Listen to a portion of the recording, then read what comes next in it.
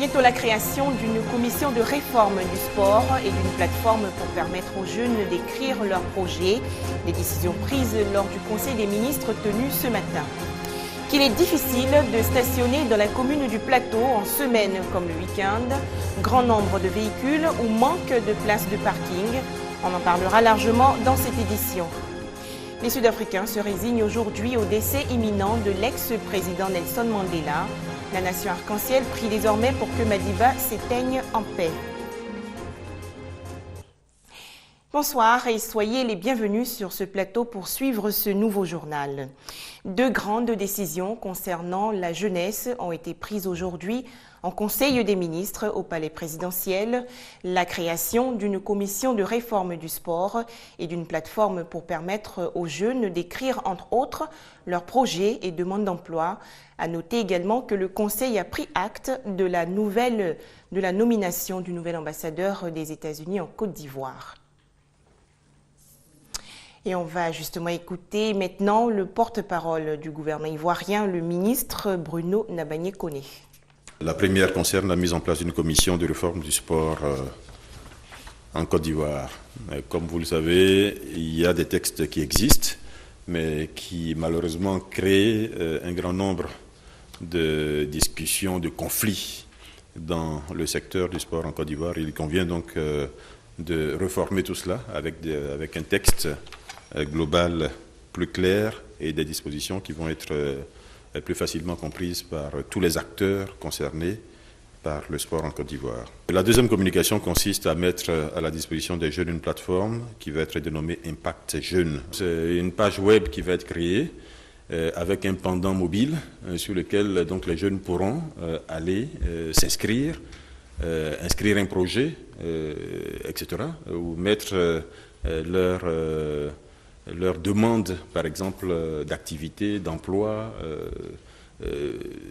demande de financement et tout le reste. Et sur la même plateforme, les partenaires de la jeunesse pourront également accéder. Et les partenaires, ça peut être vous, ça peut être moi, ça peut être des ONG, ça peut être des bailleurs de fonds internationaux, etc., qui souhaitent aider la jeunesse et qui peuvent être accrochés par un projet et décider de financer ce projet-là. Voyez. Et comme nous l'avons dit, l'autre pendant de l'aspect financement, ce sera le Fonds national de la jeunesse, donc qui lui dispose un peu de ressources et qui, le cas échéant, pourra décider d'accompagner tel ou tel projet qui pourra présenter un intérêt, aussi bien pour les jeunes que pour les populations ivoiriennes. On la surnomme le centre des affaires d'Abidjan. La commune du Plateau abrite ainsi la quasi-totalité des sièges d'institutions politiques, bancaires internationales et des ambassades. Tout le monde s'y rend, soit pour faire un papier administratif, soit pour un rendez-vous d'affaires. Et avec tout ce flux, dur de trouver un emplacement pour sa voiture. Grand nombre de véhicules ou manque de places de parking. Élément de réponse avec Hamza Diaby. Ici, il n'y a pas de place, la grande place, là, c'est que nous on gare. Dur pour les automobilistes de se garer au Plateau. Dans le centre des affaires, l'insuffisance de parking est une véritable plaie. Mon patron, il est handicapé. Pour pouvoir garer même devant la banque, là, pour qu'il puisse y descendre, c'est un problème. J'attends ma grande soeur qui allait au bureau, là. Si je descends, peut-être vont me mettre un sabot, donc je suis obligé d'attendre comme ça dans la voiture. On s'arrange alors comme on peut pour se garer, mais il y a un prix à payer. L'amende coûte 10 000 francs, ils vont payer à la mairie. Vous allez me dire qu'il n'y a pas de parking. C'est pour autant que vous allez empêcher quelqu'un qui est bien garé dans un parking de sortir? L'espoir n'est tout de même pas perdu. Des solutions peuvent être envisagées. Il appartient au premier élu d'en faire un souci majeur. Les gens des mairies mettre des sabots sur les véhicules, ça c'est la sanction. Mais il faut d'abord trouver une solution idoine. Quand on construit les immeubles, il faut qu'il y ait des parkings souterrains, au moins deux sous-sols pour les véhicules. Si elles sont mises en application, ces solutions feront bien le bonheur des visiteurs et travailleurs du Plateau. Aujourd'hui, plus qu'hier, la commune du Plateau manque de parking. Et si rien n'est fait, demain sera certainement plus difficile pour les automobilistes. Au chapitre santé, la remise hier de la certification du Laboratoire national de la santé publique par la ministre Raymonde Goudou-Kofi. Vous le savez certainement, cet établissement a été certifié en avril dernier. Il s'agissait de lui assurer, entre autres, un meilleur contrôle de la conformité des produits destinés à l'alimentation. On en parle maintenant avec Ami Kanga. Aujourd'hui, nombreux sont les Ivoiriens qui se soignent avec des médicaments contrefaits. Les produits alimentaires contrefaits envahissent aussi les marchés, un danger pour la population. En temps normal, les produits contrefaits ne sont pas bien. Au niveau de la santé, même, ça peut nous créer tous les problèmes du monde. Parce que les problèmes de santé, les problèmes respiratoires et consorts. Les médicaments contrefaits, ça nuit à la santé des Ivoiriens. Ça nuit vraiment, ça cause beaucoup de maladies. Bon, le nombre de mortalités en Côte d'Ivoire est trop élevé. Donc si on veut voir, c'est dû à ces gens de pratiques. Retirer des produits du marché, puis créer une brigade de surveillance. Le Laboratoire national de la santé a reçu son accréditation en avril dernier, ce qui va permettre d'accroître la surveillance et la sécurité alimentaire et médicamenteuse. Avec toutes ces compétences que vous avez ici au laboratoire, nous allons mener une lutte acharnée contre cette vente illicite et tous ces médicaments contrefaits. Au-delà de la reconnaissance de votre compétence en matière d'essai sur les médicaments portés de l'accréditation, le laboratoire figure désormais dans le répertoire international des laboratoires accrédités. Le Laboratoire national de la santé publique dispose de moyens de contrôle de lutte contre le sida par la vérification de la fiabilité des préservatifs. Par ailleurs, le laboratoire veille au contrôle technique de la radioprotection. L'accréditation du Laboratoire national de la santé publique est valable pour 5 ans. Bientôt, la fin des difficultés dans la filière coton en Côte d'Ivoire, à savoir la mévente, le coût élevé des intrants et les problèmes de financement. Un projet de plus de 2 milliards de francs CFA a été lancé récemment pour subventionner la relance de la recherche dans le secteur. Plus de 100 000 producteurs vont bénéficier du programme. Explications et détails, Hamza Diaby. Les ingénieurs du Centre national de recherche agronomique ont 3 ans pour apporter les remèdes qu'il faut à la filière cotonnière malade depuis une décennie. Cette cérémonie marque le lancement du projet de la recherche cotonnière dont 105 000 producteurs seront bénéficiaires. Les actions porteront un peu sur tout ce qu'on peut faire pour la fertilisation du sol, tout ce qui sera fait dans le cadre donc de la lutte contre les ravageurs qui jouent un rôle très négatif sur la production cotonnière. Et le renforcement aussi des capacités des acteurs pour que le programme les résultats de la recherche soient transférés également dans le milieu. Coût global de ce projet de recherche, environ 2 milliards 300 millions de francs CFA. Le projet est financé par l'Union européenne et l'État de Côte d'Ivoire. La part de l'UE se fera sous forme de dons et elle s'élève à 78%. Je voudrais engager l'ensemble des acteurs qui vont le mettre en œuvre à travailler avec beaucoup de rigueur pour mériter la confiance placée en la Côte d'Ivoire par l'Union européenne. Il n'y a pas de productivité sans une recherche appliquée en amont. D'une production annuelle de 400 000 tonnes de coton-graine en 2002, la production du coton a diminué de plus de la moitié de 2002 à 2008. Grâce aux actions urgentes de réforme engagées dans la filière cette année, les autorités envisagent l'augmentation de la production à 400 000 tonnes d'ici 2014. Quelle stratégie pour améliorer la recherche à l'École supérieure africaine des technologies de l'information et de la communication? Avec quels moyens humains et matériels? Des interrogations au centre du séminaire organisé récemment par l'ESATIC. On va retrouver Ami Kanga pour les détails. Les techniques de l'information et de la technologie au cœur d'un séminaire sur l'organisation de la recherche à l'ESATIC, l'École supérieure africaine des TIC. Objectif, définir les partenariats aux activités de recherche, fixer le cadre stratégique général de la recherche dans cet établissement afin de lui permettre d'assumer son rôle d'instrument de développement. L'ESATIC va commencer par une recherche appliquée. Nous allons regarder dans plusieurs directions. La direction des réseaux et télécommunications, Dans le domaine de l'informatique également, nous allons développer la recherche. Nous allons également regarder tous les aspects sur le droit des télécommunications, la régulation des télécommunications. Nous allons développer notre recherche dans toutes ces directions-là, à travers trois centres de recherche. Il s'agit ici de trouver des stratégies qui vont impulser la recherche à l'ESATIC. L'innovation technologique va jouer un rôle important dans cette quête qui va déterminer le code fonctionnel des structures de recherche de la dite école sur le plan humain et matériel. Par ailleurs, le ministère en charge des TIC rassure les responsables de l'ESATIC sur la résolution des problèmes des titres fonciers qui l'opposent à des tiers.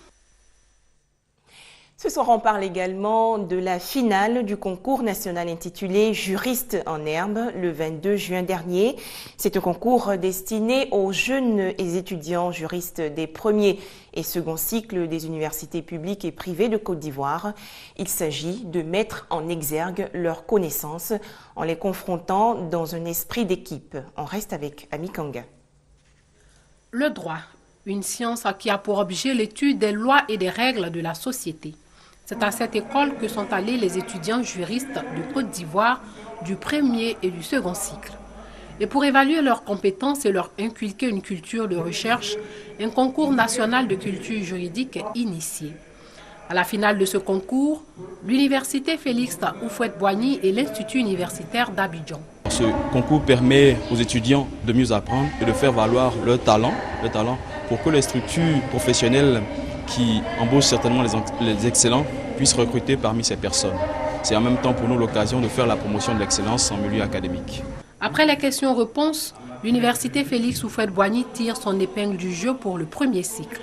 L'objectif que nous avons visé en participant à ce concours, c'est de renforcer nos capacités en tant qu'étudiants juristes et de nous ouvrir de nouveaux contacts. En tant qu'étudiant issu de l'université Félix Houphouët-Boigny, j'aimerais quand même prouver que nous sommes des travailleurs malgré les conditions difficiles dans lesquelles nous travaillons. Nous sommes des étudiants consciencieux. Et les étudiants juristes de l'Institut universitaire d'Abidjan remportent de justesse la finale du second cycle. Nous sommes préparés pendant très longtemps. Nous avons fait des identifications, préparé les différents parties. Chaque membre de mon équipe est vraiment prêt pour cette fois-ci. Ce concours de culture juridique est à sa 4e édition. Cette année, ce sont 8 universités publiques et privées qui y ont participé. Attendue depuis 4 ans, la première visite du président américain Barack Obama a enfin lieu dans l'espace francophone ouest-africain et le Sénégal est le pays choisi. Une visite de 2 jours pleine de symboles parce que Dakar représente aux yeux de Barack Obama un modèle africain de démocratie achevé. Quel est donc l'enjeu de ce séjour du président américain au Sénégal? On en parle avec Franck Kouadio.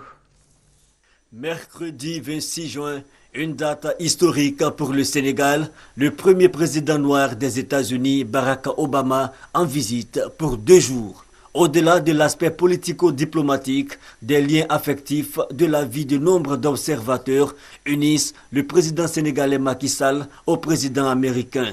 Souvenez-vous que le 28 mars dernier, Obama, en recevant son homologue sénégalais à la Maison-Blanche, avait salué le modèle de démocratie incarné par cette république historique de l'Afrique de l'Ouest, un pays où se trouve l'île de Gorée, comptoir d'esclavage, d'où sont partis des Noirs vers l'Amérique. Une visite riche de sens donc, surtout que le Sénégal représente un havre de stabilité dans une région sahélienne en proie à la menace djihadiste. Autant d'enjeux et une visite qui ne laisse pas les Dakarois indifférents. Moi, je pense bien que c'est comme tout autre président qui vient visiter un pays libre, indépendant, et que nous voulons que ça soit juste une visite avec un programme gagnant-gagnant.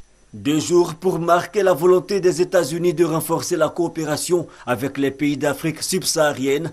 Seront sûrement examinées les questions de croissance économique, d'investissement et de renforcement de la démocratie. Le président américain semble ainsi vouloir rattraper le temps perdu à la faveur de son second mandat, après avoir axé le premier sur les questions liées à la crise mondiale et la poussée de l'intégrisme religieux au Moyen-Orient. Le président américain Barack Obama et sa famille en visite au Sénégal. Parallèlement, aujourd'hui, la communauté gay des États-Unis a chaleureusement salué les 2 décisions de la Cour suprême américaine en faveur du mariage homosexuel. L'Afrique du Sud s'attend aujourd'hui au décès imminent de son ancien président Nelson Mandela, hospitalisé à près de 95 ans dans un état critique. Les Sud-Africains prient désormais pour que Madiba ait une fin paisible. Sa petite fille dans les bras, elle prie pour Nelson Mandela. Quelque part dans une des chambres de cette clinique de Pretoria, Madiba vit ses derniers jours, ses dernières heures peut-être. On ne peut rien faire. Son sort est entre les mains de Jésus. Filmés par une armée de journalistes venus du monde entier, les anonymes se pressent devant la clinique. Des fleurs, un mot, une photo, quelques minutes de recueillement, leur dernier hommage aux héros de la lutte anti-apartheid. Désormais, c'est toute l'Afrique du Sud qui se prépare à l'inexorable.